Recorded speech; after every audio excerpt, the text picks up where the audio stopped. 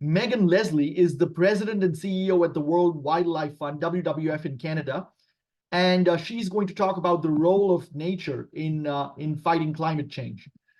Megan, Canada is a country that in diaspora pays a lot of attention to. We have been there on numerous occasions. We've interacted with a lot of top folks in government and philanthropy and academia and business and the arts and so on and so forth. And Canada holds a soft spot in my heart as well, being a University of Toronto alumnus. So delighted to have you on, and the floor is yours. Excellent, thanks. And I'm glad that Canada holds a special place in your heart. Me too. Also, Michelle, the idea of like finding kindred spirits, you stole my my conclusion. Yes, and I think that's why we're all here, because we are kindred spirits. That's what, and we care about these issues. So, as you heard, my name is Megan Leslie, President and CEO of the World Wildlife Fund Canada.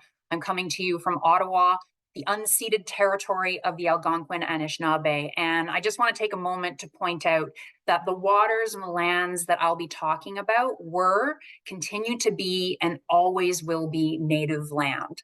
I really want to thank Indiaspora for hosting an event called Urgent Climate Conversations, because we're in a climate crisis and it's urgent and we should be talking about it.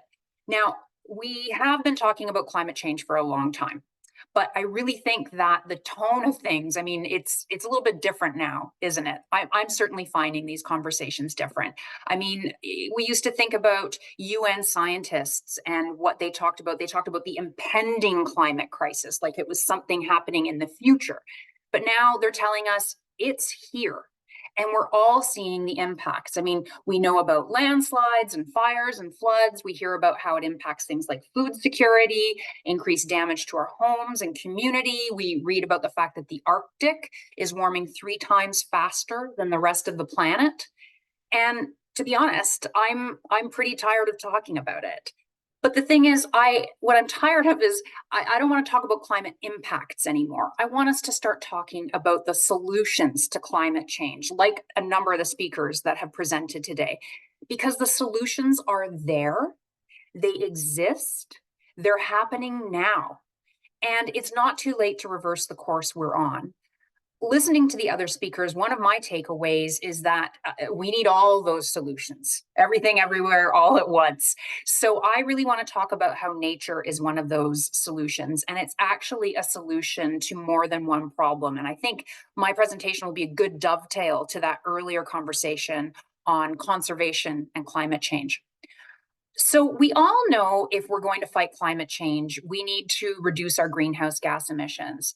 And I just want to check, because I think we were going to have a poll and I didn't double check that the poll. Oh, look at that. Okay. So before you answer, okay, think about these are a list of global sources of greenhouse gas emissions. So in front of you, you've got transportation, nature, industry, electricity and heat, livestock, and buildings. If we're going to fight climate change, we've got to reduce these greenhouse gases. So think about what the biggest sources of emissions are. And if you had to choose the top 3 sources of greenhouse gases, what would they be? So go in there, choose your top 3 and click submit. It says host and panelists can't vote, so my vote's not going to count, but yours will. So do you think it's transportation, nature, industry, electricity and heat, livestock, buildings? Don't worry, this is all anonymous, so vote with gusto. And maybe I'll give you 1 sec and then we can close the poll and see what our answers are. Top 3 sources of greenhouse gas emissions globally. And whoever's running this magical poll, thank you for making it happen. And can you close it and share the answers with us? So, this is working out beautifully. Thank you.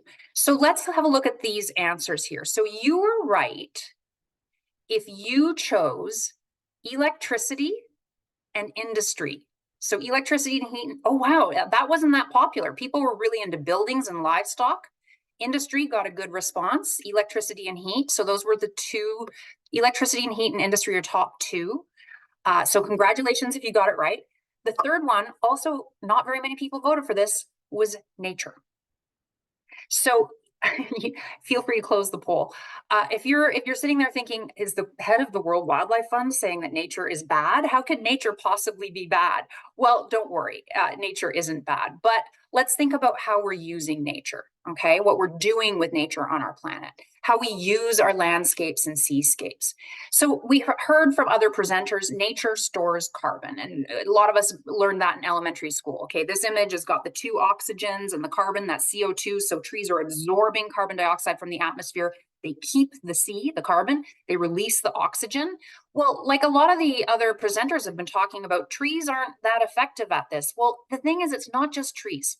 It's everything. It's grasses and shrubs, it's trilliums and bulrushes, and they store carbon in their leaves and roots. And when those plants die, they actually integrate that carbon into the soil.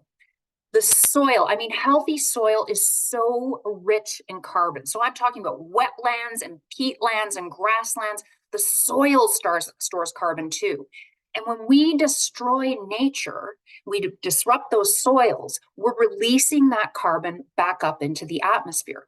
So when we cut down our forests, yes, trees, we drain our wetlands, we dig up our peatlands, we're taking carbon that's locked in those soils and plants, we're turning it into carbon that's released into our atmosphere. So an unbelievable 30% of global greenhouse gases comes from the destruction of nature. Because we build our roads, we have our farms, we're draining our wetlands to build new shopping malls. So we need to stop that release of carbon by looking at where is the carbon in the landscape and protecting those rich stores of carbon. Like Seema Paul said about the Amazon, protection of that carbon in the ecosystems. That is the best thing that we can do and prevent that conversion of carbon. And where ecosystems are degraded, like here on the left side of your screen, we actually do need to plant new plants and restore those ecosystems in a way that will also restore that carbon. Yes, it will take time, but it is worth it. I'll talk a little bit about that. So we can actually tackle climate change by protecting ecosystem carbon and restoring ecosystem carbon. So amazing. Nature can help us. It's not the only solution. We need all the solutions, but it is a solution. Nature can help us fight climate change. But the amazing thing is there's more. So in addition to nature being a tool to combat climate change, nature is a building block for biodiversity. Now, biodiversity is just a fancy word for the diversity of life on our planet. Here in Canada, where I am, and actually around the world, biodiversity is on a steep decline. And it's in part because we keep eating up that nature, cutting down the forests, draining the wetlands, releasing the carbon. Well, those forests and wetlands are also habitat for wildlife. Habitat is where wildlife forages, they find their food, they rest, they raise their young. And biodiversity needs nature, which means that we can now use nature to fight climate change, but we can also use it to fight biodiversity loss. Another thing that nature can do is it fuels our economy. So I want you to imagine a little bird. And a little bird, they scatter a seed that produces a Douglas fir that is then sustainably harvested, processed into timber. That timber is built into a home. It's then marketed and sold. It's heated and serviced. It's furnished, insured. I just named a whole lot of industries. That little bird sustains an entire value chain. And we need to make sure that she has a home. That home is in nature. So we are racking up a great list. Nature can help us fight climate change. It's good for biodiversity. It supports the economy. Anything else? Well, here in Canada, we are on a journey of reconciliation with Indigenous peoples. And here in Canada, that means First Nations, Inuit, and Métis. And we have an opportunity in front of us right now to do conservation in a just and ethical way. Some of the other speakers talked about equity in this work. Well, if we work to support the conservation priorities of First Nations, Inuit, and Métis communities, that's exactly what we're getting at. And I want to share an example of this work through something, one of our partners, the Secwepemcúlecw Restoration and Stewardship Society, and their efforts to reforest Elephant Hill. Now, this is a nearly 200,000 hectare area of territory of their nations near Kamloops, British Columbia. And this area burned in a fire for 3 months during 2017. And the aftermath of the fire left community members reeling. A lot of them lost their homes, and the surrounding landscapes were changed forever. It even led to post-fire erosion and landslides that further damaged habitat, including even river habitat like salmon habitat.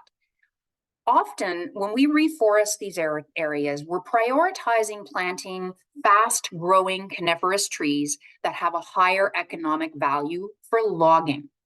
But instead, the community wanted to set their own approach, an approach that was grounded in their own values and their indigenous knowledge that prioritized resiliency and biodiversity, that didn't prioritize wood products for sale and prioritized the ecosystem.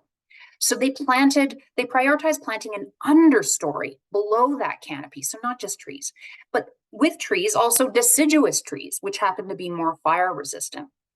It also meant measuring and monitoring the carbon left in their landscapes and how it's changing over time so that they could validate their approach and attract new investors to support their restoration efforts.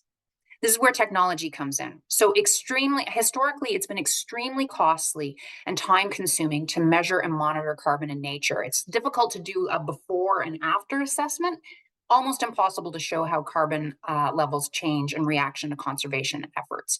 So we really needed an inexpensive and efficient approach to measuring carbon in nature that was also user-friendly. We started this Carbon Tech Challenge, and now one of the final award recipients is working with the Secwepemcúlecw Restoration Society to help validate their efforts.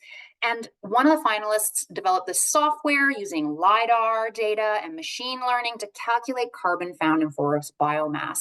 And they can tell us if these trees are surviving following restoration. So we're restoring the landscape, bringing back the habitat for wildlife, bringing back carbon in that rich, messy forest, and using traditional Indigenous knowledge about this forest that will ensure it's more resilient against fires in the future. So I'll wrap by saying, I'm at World Wildlife Fund Canada. We've always seen conservation as an important part of the fight against biodiversity loss, but it's also a solution to climate change. It's also about our economy. It's also about reconciliation. And so we're trying to do our part as one organization. Our commitment is to restore 1 million hectares of habitat, to protect and steward 100 million hectares of habitat, to sequester 30 megatons of carbon, but we're just one organization, right? And it's a big continent or hemisphere. We're in the Western Hemisphere. So I'm going to ask you to think about the company you work for, or your town council, or a community or faith group you're involved in. And can this organization make some commitments like this that contribute to habitat and carbon? Maybe it's planting a pollinator garden at your kid's school, or taking that area in the parking lot at work and saying, hey, it floods every year. Maybe it's because it used to be a wetland. Can we restore that area and start to bring back wildlife? So think about how you're engaged in your community, and can you make these kinds of efforts towards biodiversity and carbon restoration? And then also think about what organizations are out there already doing the work. They need you. They need you as a volunteer. They need you to sign up as a member, because membership makes them stronger. They need your charitable donations. So when you're thinking about where to put your money, put that lens on. And so finding kindred spirits and figuring out ways that you can support them to support the community in these kinds of biodiversity and climate change efforts can bring us a long way. Thanks. That's all I have. Thank you. Thank you so much, Megan. You brought so many important angles, so many diverse angles, and really shone a lens onto the problem with various different types of solutions that impact different important aspects of life. So really enjoyed your presentation and loved having you. Hopefully I'm glad. Meet up in, when we're up in Canada next time. Perfect. And thanks for the opportunity. I really appreciated it. Not at all. Great. Thanks for speaking.